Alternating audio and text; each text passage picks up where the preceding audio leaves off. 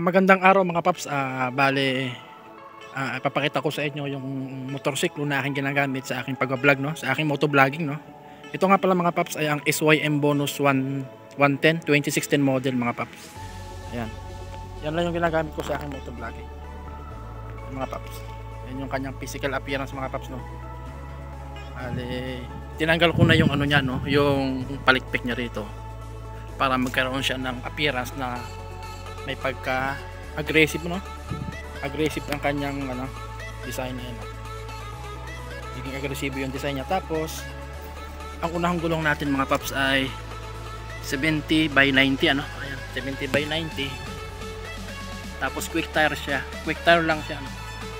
Ayan, yan pa rin, stock pa rin siya. Karayos. Ayan mga paps.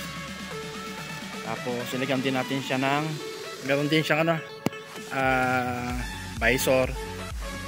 Ito bago na itong salamin ito, medyo malabo na kasi pinaltang ko. Tapos yung kanyang, meron siyang ano, no, lever guard in case na matumba tayo. Siya yung sasalod to para hindi maputol mga paps, no? Ayan mga paps. Ayan yung forma ng ating pang motovlog na mga ano. Tapos yung kanyang shock ay YSS mga 2.7 bili ko rito. Ayan. Tapos ang hulihang gulong niya ay 80 by 80 Sineos. Yan. CN62 yung model niya. Gusto ko yung kanyang ano, gusto ko yung kanyang spike, no. Maganda. Ito naman, sticker lang to, no. Stock pa rin yung tambucho ng mga paps para iwas huli tayo. Tapos naka flat sheet na din siya. Yan, flat sheet. Mga paps. Tapos naglagay tayo ng GB, ano, naglalagay ng mga gamit natin, mga ilang gamit. Ayan mga paps, kapote tayo. Ayan. Ayan lang mga paps, namang pang motovlog natin, ano, yan lang. Yan lang yung pang motovlog. Ito, lagay ng, pag mag-vlog tayo, lagay ng action cam natin. Ito. Ayan mga paps, Anak Pawis Motovlog, pakisubscribe na lang mga kapawis, no. Tapos mapakita ko rin sa inyo yung setup ng aking helmet mga kapawis, Saglit lang mga paps.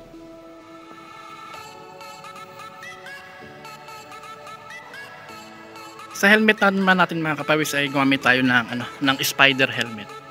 Ayan, spider helmet. Ayan. Ayan yung modelo niya. Recon 2. Tapos itong ating microphone.